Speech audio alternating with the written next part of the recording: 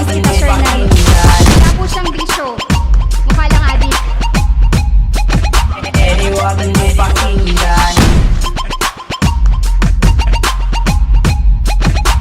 Wag mo pakinggan. Jayan Pareño, pwede bang patangla?